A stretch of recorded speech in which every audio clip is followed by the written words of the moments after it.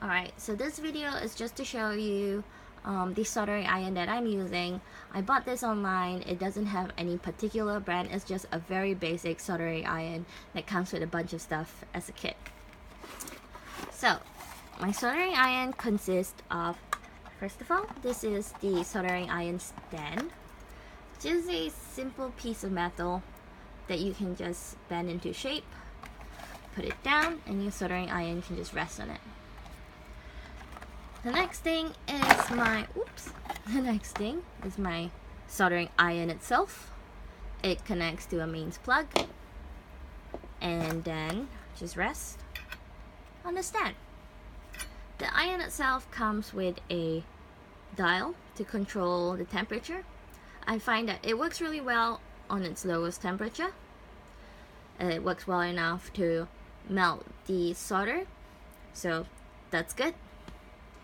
Following that, the iron itself has a nib that can be changed by unscrewing this bit, and then this can be taken off.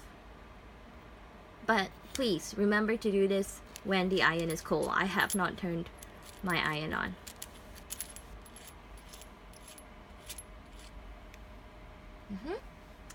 Following that, my soldering iron kit comes with a bunch of nibs that you can use.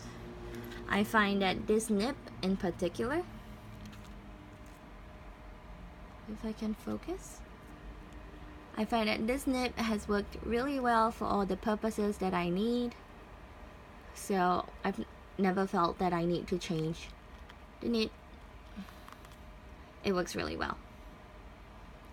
So following that, as I showed earlier, it comes with a bunch of nibs. It also comes with a Soldering Sucker. So this is really helpful. I find a lot of people think that they don't actually need it, but that depends on your usage. I like to use it when I've actually put too much solder in place, or if I made a mistake.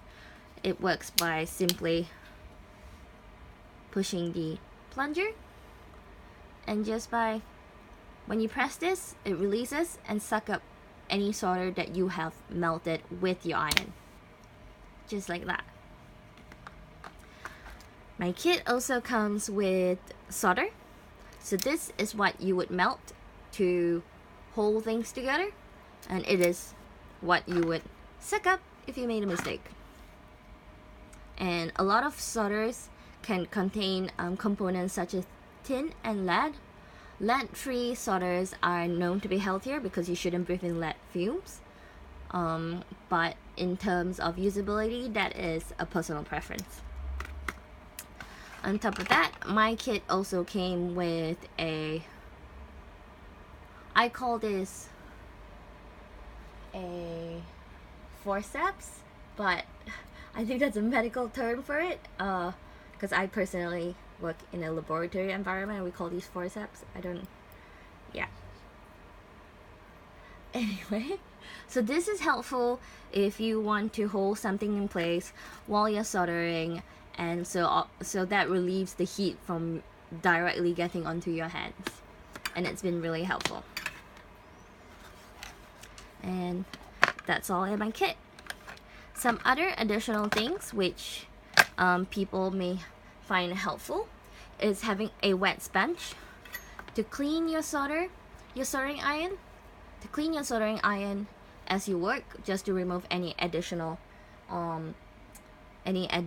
solder. And also when the solder turns black or things like that, you just want to clean it to make it look nice and new and for it to flow better. I use a wire gauze for that purpose. I find that the wire gauze works a lot better because it does not reduce the temperature of the nib compared to a wet sponge. So it functions the same way. You just clean your iron as you go and then continue working.